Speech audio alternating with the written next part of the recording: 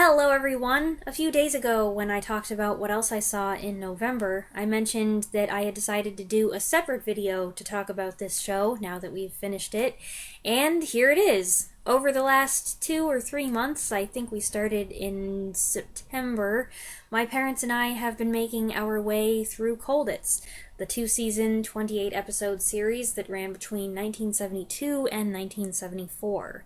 A BBC Universal co-production, it focuses on the experiences of Allied prisoners of war being held at Colditz Castle for the duration of World War II. Located near Leipzig, Germany, Colditz was a special prison, ideally situated and heavily fortified and guarded in order to hold difficult POWs who kept trying to escape from other camps. Several years ago now, I did a mini-review of The Colditz Story, the 1955 film that stars John Mills and Eric Portman, which I liked a lot. In the comments of that video, which I will try to remember to put a link to in the description here, I got a few suggestions that I read the book the film was based on, The Colditz Story by P.R. Reid, who wrote several books, I believe, about his experiences at Colditz, and that I check out this show from the 70s.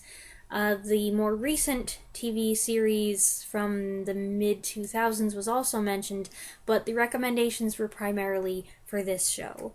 Every recommendation, you may or may not know, gets added to a giant spreadsheet. I make note of everything that's suggested to me, but you know me, it does take me a while to get to the things that I want to see and that I want to read sometimes. The book is still on my reading list, but I did watch the show finally, and I enjoyed it very much. I admit that I was unsure I wanted to see a show that I thought would just be about one escape attempt after another. I can only watch so many hours of people trying to get over a wall, under a wall, or through a wall before it starts to get kind of tedious.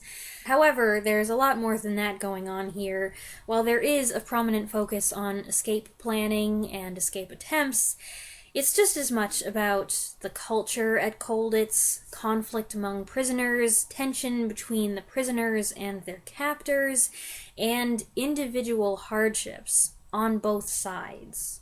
It's a great show, cleverly written and consistently engaging from its early episodes, which introduce main characters as they arrive at Colditz, to its last episodes, which depict the gradual crumbling of Nazi control. It's got an ensemble cast, a core group of recurring characters led by David McCallum and Robert Wagner, who receive top billing, plus Christopher Neame, Jack Hedley, Bernard Hepton, Edward Hardwicke, and others. And in addition to their characters, there's a parade of excellent guest stars who make special appearances. It's tough to say who the main character is. There really isn't a main character. It is an ensemble piece all the way through. Simon Carter and Phil Carrington are heavily featured, but so are Dick Player and Pat Grant, while at times it feels like Colonel Preston, the senior British officer, and the Commandant are at the center of the main narrative. And then when Season 2 introduces Mayor Moan, played by Anthony Valentine, as primary antagonist, he becomes a significant piece of the puzzle, too. That's how well the various writers juggle the storylines. Characters and their relationships with each other are fleshed out. And while some shows have a problem where something significant will happen in one episode and then it's apparently forgotten about in subsequent episodes, this one doesn't really do that. It maintains consistency and logic. Characters do refer to past events, and previously discussed plots and ongoing projects do crop up again.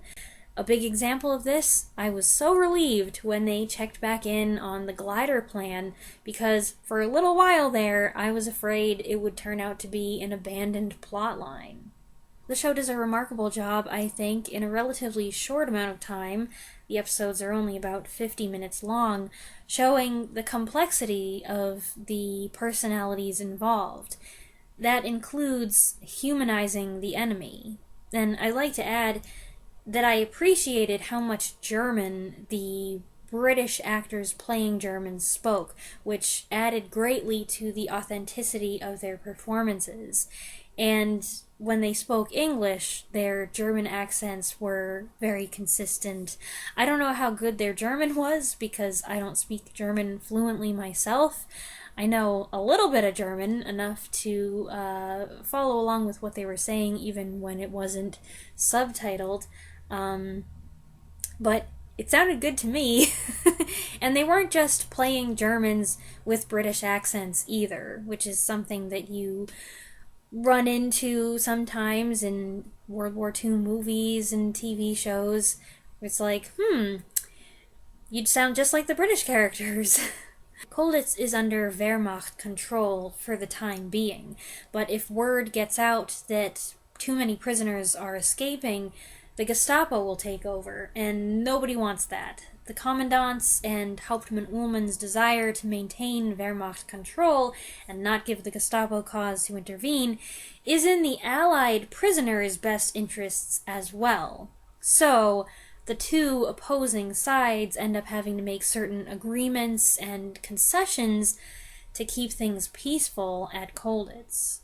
On a more personal note, the Commandant and Ullmann, played by Bernard Hepton and Hans Meyer respectively, end up being two of the more endearing characters, I think.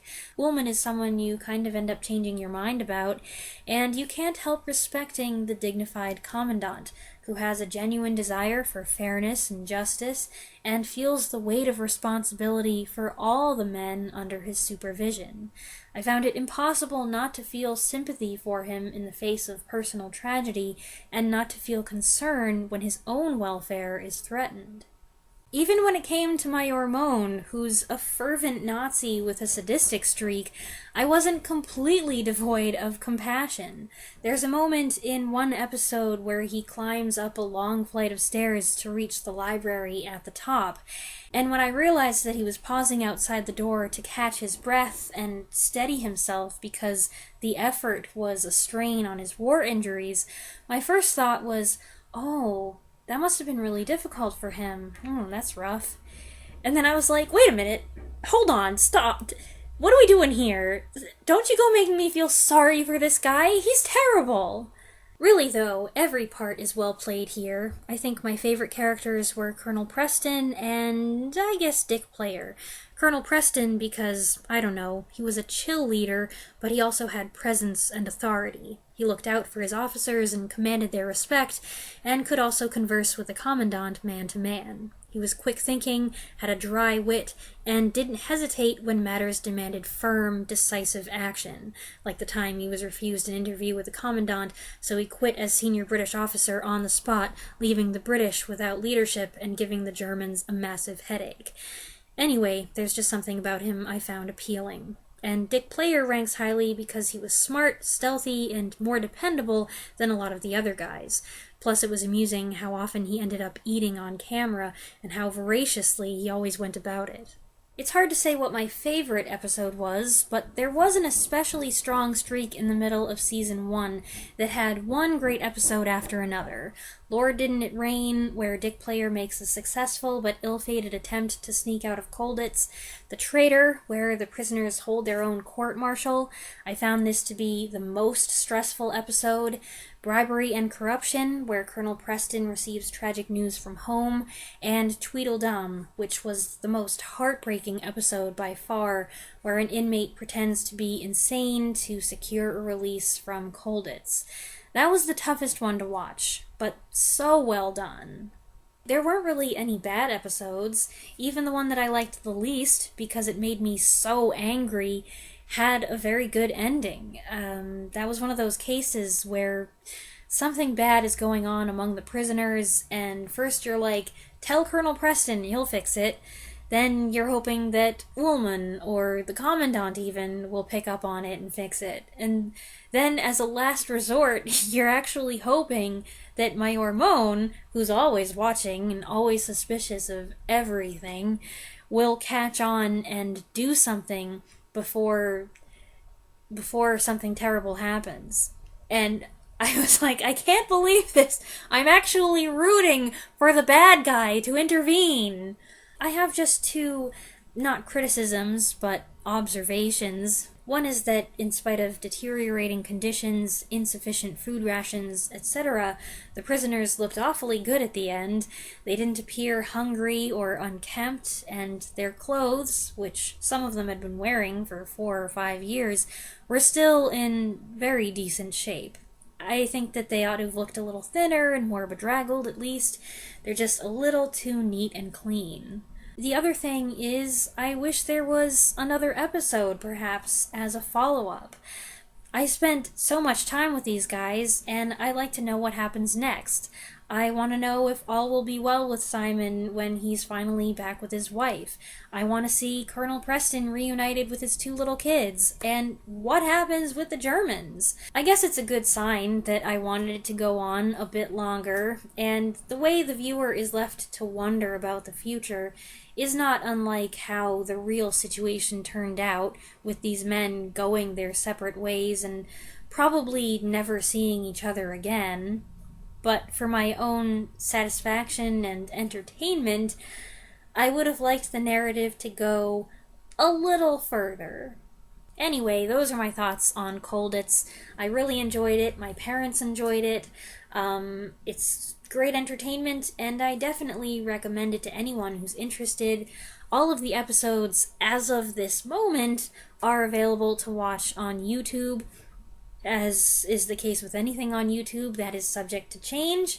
There are a couple playlists on here that are not complete because videos have been deleted, so those episodes you have to search for separately, but they are there right now. I hope you enjoyed this video. Many thanks to those of you who recommended the show, and a special thank you to the person who gave me the extra nudge to watch it a few months ago. If you are familiar with the show yourself, I would love to know your take on it, so please go ahead and leave your thoughts in the comments below. I look forward to reading what you have to say about it, and I'll be back soon. Thanks for watching.